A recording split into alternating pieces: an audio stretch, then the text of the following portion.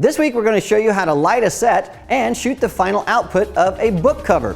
This is the second of a two-part series on shooting a book cover. Adorama TV presents Digital Photography One-on-One, where we answer your questions. Here's your host, Mark Wallace. Hi everybody, welcome to Digital Photography One-on-One. I'm Mark Wallace. Well, this week is the second part of a two-part series. Let's refresh you on the questions that were asked. The first question was, Mark, can you show us some practical examples of real-life lighting design? And the second question was, can you show us how you build your sets? Well, we've already done the second part of that question last week where we showed you how to build a very small set, but this week we're going to be using that set in a photo shoot. Now this photo shoot is for a specific purpose, and that is for a cover of a book. Now this book is all about a girl who can see through this window in a house and she can see the past. And based on what she sees, she can control that, and so she's sort of distraught. And so we have designed this set to sort of emulate the plot of the book. So it's not just a window, it's a specific kind of window, and it's magical. And so what we need to do next is we need to light this so that we can make sure that we have enough room in the composition to show our text, the book title and the name of the author, and then it needs to fall into a very specific design for a book cover. Well, all of that's already been designed by our designer, Michael Ham. And so what we're going to be doing today is we're going to light this set, we're going to shoot it, and then as we're shooting tethered, we're going to drop in those pictures into our InDesign file to make sure everything works. So this is a real live shoot and something that's actually going to be used. So what we need to do is dive in and start shooting. So let's do that next. All right, we're here on set and Lachelle is our model, and she's dressed up as a 20s flapper because we wanted to match the look of our model with our set. And so Lachelle, let's going to have you come right back here, and she's going to sit in this chair right here, and we're going to show you how we've set everything up. So right over here I have my tether table and my laptop and all my notes and meters and all that kind of stuff. And so we actually built this out as a mock-up about a week ago and shot some stills to make sure that we had everything set. And from that, I created this very crude lighting diagram. So I had all my lighting set up here, and we took that as a base point. Now what I'm doing here is we need to make sure that this fits into the design that Michael Ham, our designer, created. And so we're shooting everything tethered.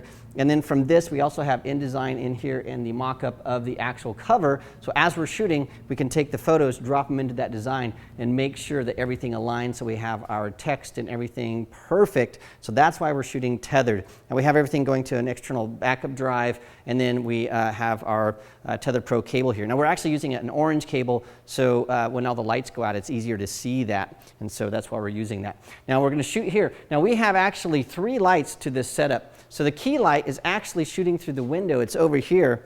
So this is our key light. Now this is shooting straight through this window, and we're using a standard head. So this is very, very hard directional light, and we've even constrained it with some flags. So we have this big flag right here, and what that is doing is they have this cloth behind the window. We want to make sure this light doesn't fall on that because we want a nice dark background. And then we also have this flag right here, and the reason we have that is because light was spilling onto this front part of this curtain, and that was actually throwing more light into our set than we wanted, and so we were constraining that with this. So we've really tightened down that light. And so if you come around here to the front side of the set, when that light comes in, it comes in just like this and just hits Lachelle and then the back wall here, and basically nothing else. And so we needed to add in some fill. So what we did is we added this light here. It's got a 5-degree grid. You can see this grid, and that really, really restricts the light. And so that is shining right down here on Lachelle's boots. So just right on her foot is this little pool of light right there. And when you see the design, you'll see that there's actually the author's name that sort of goes right here where her knees are, and so we didn't really need to light that up. Well, one of the problems that we had, though, was it looked like this was a light that was dead. And so we needed to add some light inside of this. And so what we did is, if I'll take this cover off, you can see that inside of here, we actually have an SB900 little speed light, and that is being triggered by a Pocket Wizard Plus 2. And what that allows us to do is make sure it's synced to all of our ProPhoto lights so everything goes off at the same time.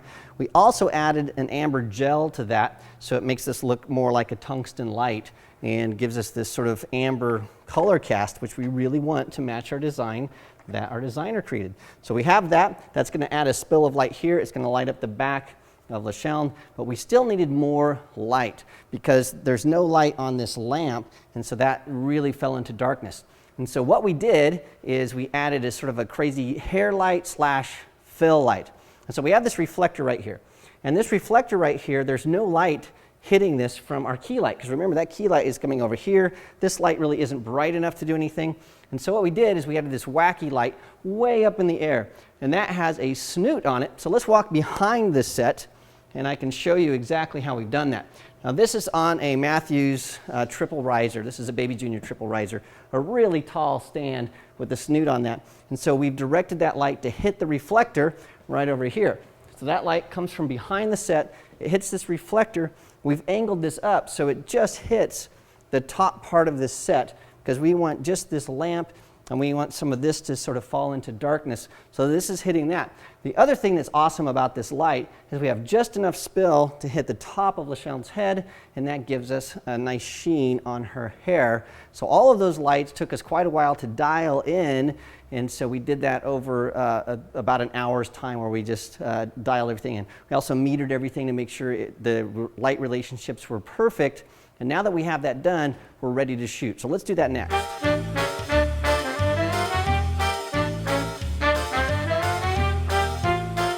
Well, before we start shooting, let me show you why we have this set up here as our tethered capture. This is Michael Hamm. He is the designer that created this book cover.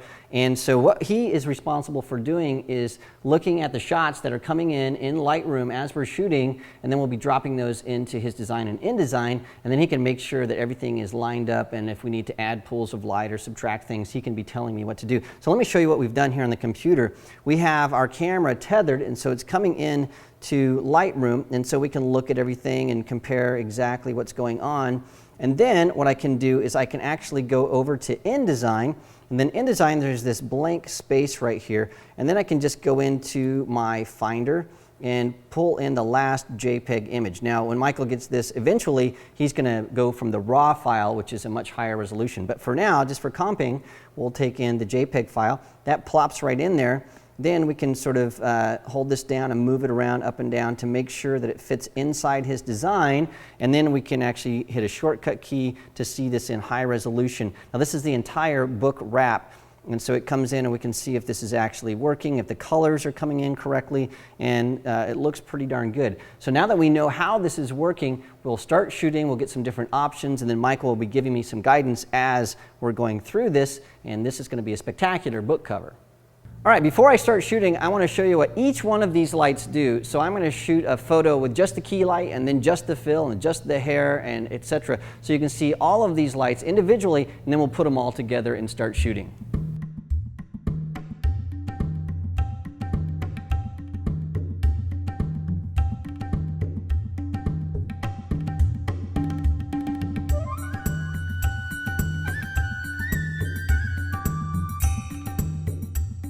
All right, now to show you exactly how we're shooting this, and to make sure you understand how we've dialed in the lights, we turned off all of our video lights. This is more what it looks like in real life when we're shooting. Now I'm looking for certain things, specifically shadows on LaChelne's arm and where the light is falling on her face, and so I'll know whether she needs to be positioned more toward the wall or back. And so with all the house lights on, it's almost impossible to see that. So we've turned all that stuff off, and now we're going to start shooting. Now LaChelne is one of the most amazing models that we work with here, because she is so emotive, and we had her specifically come in for this shoot because she can look through this window and look like, oh no, the past is crumbling away, and so that's why she's here. And so we're going to be working with her to make sure she is posing exactly the way that we want it to match the plot of the book, and then she's also going to be giving us a lot of emotion that we want. And so we're going to start shooting. We're going to show you this in fast motion, and when we're done, we'll show you the finished result.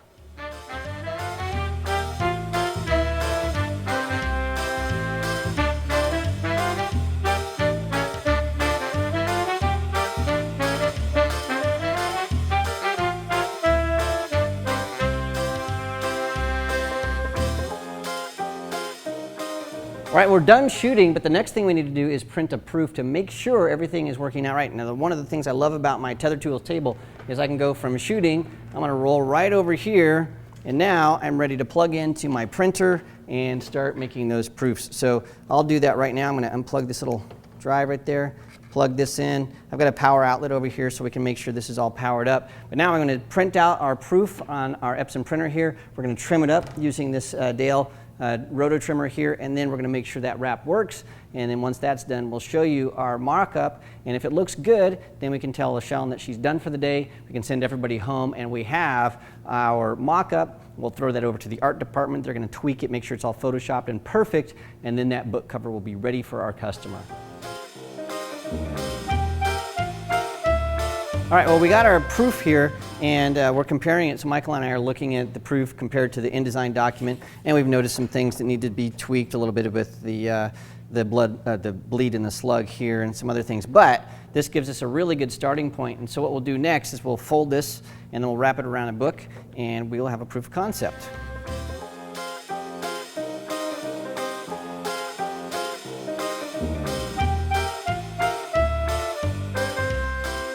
All right, and there is our mock-up. We can see that we have our window through time mock-up, and we can go in here now, get it to the art department. They can do some changes to this file, but we know that what we shot works compositionally, and we have a start to finish set, lighting setup, and our proof of concept and a book cover. Pretty cool. Well, thanks so much for joining us this week. I hope you learned a lot. This was a lot of fun, and I love this book cover that we just created. It's a lot of fun. Well, remember, if you have questions about photography or lighting or any kind of photography gear, you can send those questions to me at askmark@adorama.com. And do not forget, there's tons of past videos and articles and how-tos and product reviews and all kinds of stuff at the Adorama Learning Center. So zip over there and you can learn a lot of stuff. Well, thanks again for joining me, and I'll see you again next week. This episode is brought to you by Adorama TV. Visit the Adorama Learning Center where you'll find photography tips and techniques, links to the gear used in this episode, and related videos. For all the latest photography, video, and computer gear, visit Adorama.com. And the next time you're in New York City, visit our store located on 18th Street between 5th and 6th Avenue. That's 1, 2, 3. Welcome to Adorama TV. So right over here I have my tether table, and it's magical. And from that I created this very crude lighting diagram, and it's magical. Now we're actually using an orange cable, and it's magical. So what we did is we added this light here. It's got a 5-degree grid, and it's magical. And so we have this reflector right here, and it's magical. That was clunky, wasn't it? Or do you think it worked? Digital Photography One-on-One is written and produced by Snap Factory. For more information about our workshops, visit snapfactory.com.